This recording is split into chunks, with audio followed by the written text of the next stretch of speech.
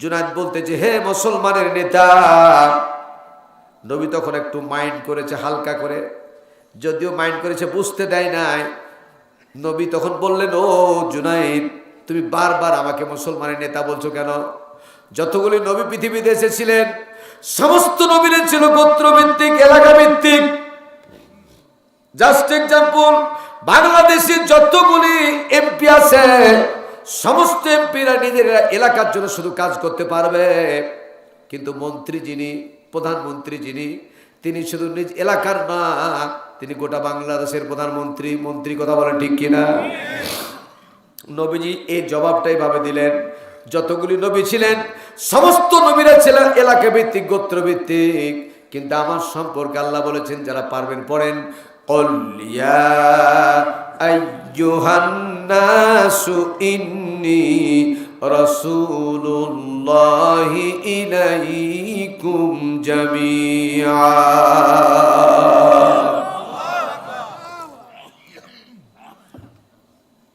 হে রাসূল, আপনি সবার কাছে এলান করে দিন, জানাই দিন, আপনাকে নট অনলি মুসলিম, শুধু মুসলমানের জন্য নয়, গোটা পৃথিবীর সমগ্র মানুষের জন্য আপনাকে রসুল হিসেবে প্রেরণ করেছি। তাহলে জুনায়েদ মানুষ না? সকল মানুষের রসুল, তাহলে জুনায়েদ মানুষ কি মানুষ না? কথা কি বুঝে আসে না বাবা? এই কথাগুলো কিন্তু কষ্টা কাহিনী না, গল্প গুজব না, এটা কিন্তু কোরআন থেকে রিসার্চ করে চরম কষ্টের ফল হলো এগুলো। আমি কি বুঝাতে পেরেছি? আমার ভাইয়েরা, আল্লাহ রাব্বুল আলামিনের নবী বোঝাতে চাইলেন, আমি তোমারও নবী, শুধু মুসলমানের নবী না। কি বুঝাতে চাচ্ছ তুমি? কেন এখানে উঠে আছো সব বলো? তোমার তো বিশ্রাম করার কথা ছিল, কেন জেগে জেগে আছো? জুনায়েদ বলল, তাহলে হে নেতা, আপনি শুনে রাখুন, আপনি আমাকে এত বেশি সমাদর করেছেন, আর অতিরিক্ত দুধ পান করার কারণে হতে পারে, যে কোনো কারণে হতে পারে, বিছানে পেশাব পায়খানা করে নষ্ট করে দিয়েছি, আমি পালিয়ে যেতে পারতাম, কিন্তু আমার এটা নিজকে আমি ক্ষমা করতে পারতাম না, যে আচরণ আপনি আমার সাথে করেছেন।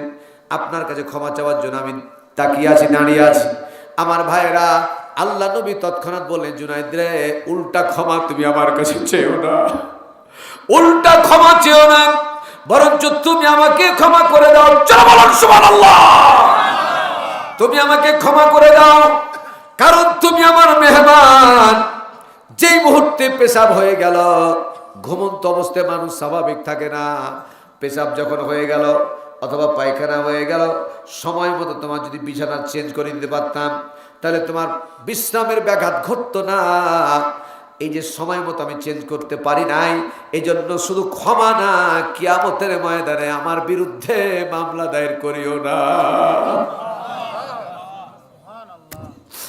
জুনায়েদ আর সইতে পারল না।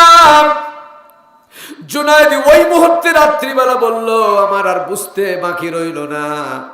একজন সাধারণ মানুষের মুখে কথা হতে পারে না, আপনি যে বিশ্ব নবী তাতে আর আমার বুঝতে বাকি নাই। এই মুহূর্তে আপনি আমাকে আপনার শান্ত এবং প্রিয় ইসলাম ধর্ম গ্রহণ করায় দেন। নবীজি বললেন, বলো আশহাদু আল্লাহ ইলাহা ইল্লাল্লাহু ওয়া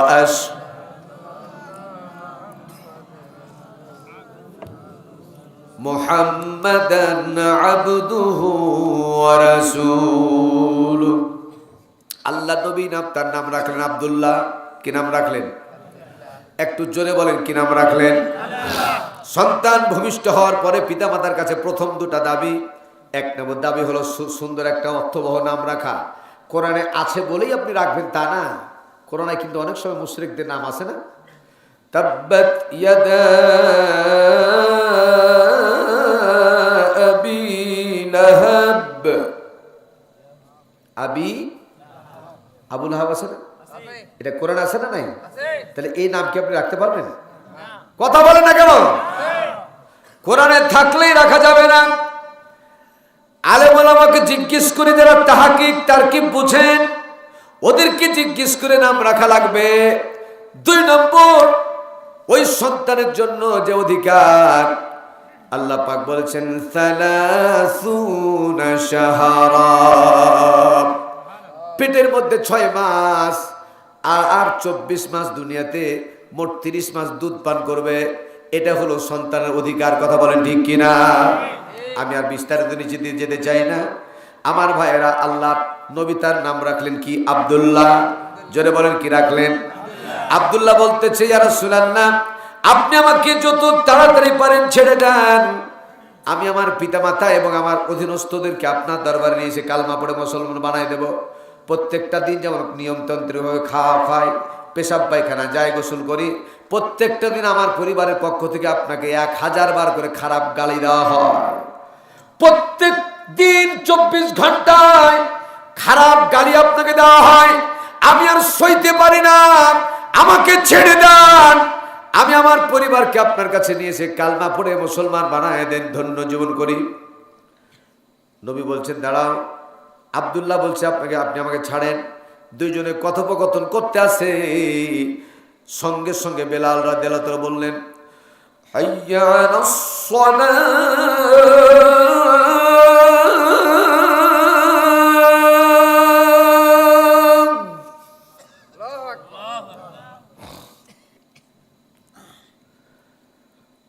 হাইয়া আলাস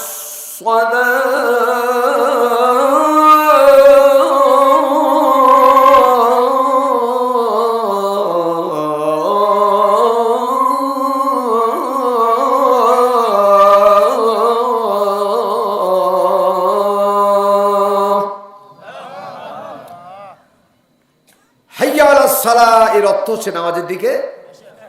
সবাই বলেন নামাজের দিকে। আমার ভাইয়েরা,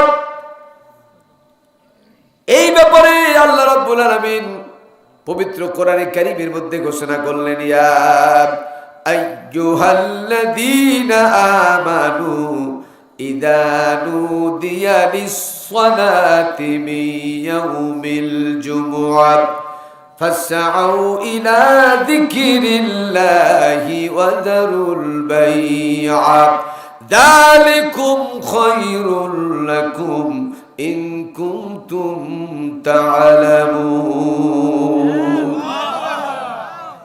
হে ঈমানদারেরা, ইযা নুদিয়া লিস-সালাত, নামাজের জন্য যখন তোমাদেরকে আহ্বান করা হয়, ডাকা হয়, ফাসআউ ইলা যিকরিল্লাহি ওয়া যারুল বাই'a, তখন তোমাদের ব্যবসা বাণিজ্য সব বন্ধ করে দিয়া নামাজে চলে আসো। চিৎকার করে জোরে বলুন, তা হুকুমটা কার? এই অর্ডারটা কার? আমার ভাইয়েরা, একটু তাকান আমার দিকে। ওই মুহূর্তে আব্দুল্লাহকে বলতেছি, রাসূল বলতেছে, আব্দুল্লাহ রে, ওয়াক্ত হয়ে গেছে, এখন নামাজ আদায় করা লাগবে, নামাজ আদায় করা লাগবে। আব্দুল্লাহ বলতেছি, ইয়া রাসূলুল্লাহ, নামাজের নিয়ম কানুন আমি জানি না, নামাজের নিয়ম কানুন আমি জানি না। যারা যাচ্ছেন ইস্তেনজা করে আপনার ফিরে আসবেন, আমি মুসাফির, আপনাদেরকে নিয়ে দোয়া করবো ইনশাআল্লাহ, দোয়া করে যাবেন। আমার ভাইরা রাসূলের দিকে তাকান। আব্দুল্লাহ বলতেছে, ইয়া রাসূলুল্লাহ, নামাজের রুকুন আমি জানি না, নিয়ম কানুন জানি না। কিয়ামতের ময়দানে যে আপনি মাপ পাবেন না, কিয়ামতের ময়দানে জানি না বলে যে আপনি ছাড় পাবেন না, তার দলিল দেখেন। আব্দুল্লাহ বলতেছি, ইয়া রাসূলুল্লাহ, আমার নামাজের নিয়ম কানুন জানা নাই। সঙ্গে সঙ্গে জিবরাইল চলে এসেছিল এবং সাথে সাথে বলল, ইয়া রাসূলুল্লাহ, আব্দুল্লাহকে বলে দেন, ওয়ারকাউ মা'আর রাকিঈন। জানোয়ার না যেন বড় কথা হয়, ওয়ারকাউ, রুকু করো সেখানে গিয়ে, মা'আর রাকিঈন, যারা রুকু করে, ওয়াসজুদু মা'আবুদু রাব্বাকুম, রুকুকারীদের সাথে রুকু করো, ওয়াসজুদু, সেখানে গিয়ে সিজদা দাও। আল্লাহর গোলামেরা যেভাবে আল্লাহকে সিজদা দেয়, জোরে বলেন সুবহানাল্লাহ। এটা হলো কোরআনের ভাষা। কিসের ভাষা? আর হাদিসের ভাষা হলো, কোন বান্দা যদি 3টা শব্দ জানে, সুবহানাল্লাহ, আলহামদুলিল্লাহ, আল্লাহু আকবার, এই 3টা শব্দ দিয়ে নামাজ হয়ে যাবে, জোরে বলেন সুবহানাল্লাহ। আমার সৌদি আরবের একটা ছোট্ট ঘটনা আপনাদের শোনাই। আমি বুঝতে পারছি যে আপনারা বিরক্ত হয়ে যাচ্ছেন, কিন্তু আপনারা বুঝতে পারছেন না, না বুঝেননি। যতই করে, যতই বলেন, আমি তো আপনাদের এই দেখে বুঝি। এক একটা মাহফিলে আমার 1 লক্ষ, 1.5 লক্ষ এইরকম লোক খুব বেশি হয়। আপনাদের এরকম মাহফিলে কম লোক, খুব আমার 134টা মাহফিল, আজকে মাত্র 22 নম্বর মাহফিল। তো এই কথাগুলো শোনার পরে এই ময়দান থেকে লোক উঠে যাবে, চলে যাবে, এটা আমি অন্তত বিশ্বাস করি না। আপনারা সাক্ষী দেন, আমাকে আল্লাহর হস্তে সাক্ষী দেন, আল্লাহকে হাজির নাজির জানেন যে এতটুকু বাজে গল্প গুজব এতটুকু করছি আমি? আজে বাজে কথা বলছি? কেসা কাহিনী কোনো বাজে কথা বলছি? সব কোরআন বিল কোরআন, কোরআন বিল কোরআন, ঠিক না বেঠিক? চেষ্টা করেছি আমি বলার, তারপরও কিঞ্চিত পরিমাণ কেবলমাত্র ধারের কাছে আমি যাচ্ছি। জীবনে আর কখনো পাবেন, আপনাদেরকে পাবো আমি, এটা আশা করা যায় না। এই রাত্রিটা জীবনের শেষ রাত্রি আমার হতে পারে, ঠিক না বেঠিক? আপনারও নিজের শেষ রাত্রি হতে পারে, ঠিক না বেঠিক? আমি অন্তত মুসাফির, আপনাদের মধ্যে অনেক নেককার মানুষ আছেন, কিন্তু আপনাদের মধ্যে বেশি গুনাহগার আমি। কিন্তু রসুল বলেছে মুসাফির হলে দোয়া করলে দোয়া কবুল করেন কে? এটা ওয়াদা আল্লাহ। এই জন্য বারবার তাগিদ দিচ্ছি যে আপনারা উঠাউঠি করবেন না, একান্ত পেশা ফেরা লাগলে ছেড়ে আসবেন। মক্কা আল্লাহ বহুবার নিয়ে গেছি, এবার গিয়েছিলাম আমি আমার স্ত্রীকে নিয়ে, আমার মাকে নিয়ে গেছিলাম, আমার বাবাকে নিয়ে গেছিলাম হজের উদ্দেশ্যে কেবলমাত্র।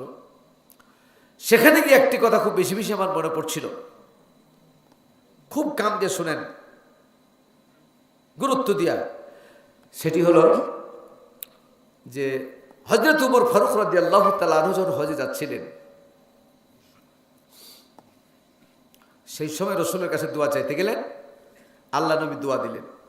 হযরত উমর চলে যাচ্ছিলেন, ইয়া উমর তাল তাল তাল হুনা তাল, শুনো। পাগলের মতো দৌড়ে আসলেন উমর, ইয়া রাসূলুল্লাহ কি ভুল হয়ে গেল? নবী বললেন, শুধু আমার কাছ থেকে নিয়ে গেলা, আমার তো কোনো দায়িত্ব নিয়ে গেলে না। আমার কাছ থেকে দোয়া নিয়ে গেলা, কিন্তু আমার কোনো দায়িত্ব নিয়ে গেলে না।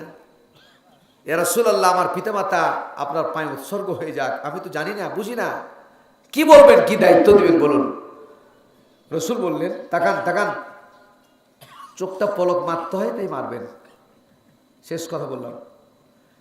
রসুল বললেন, উদউনি আস্তাজিব লাকুম,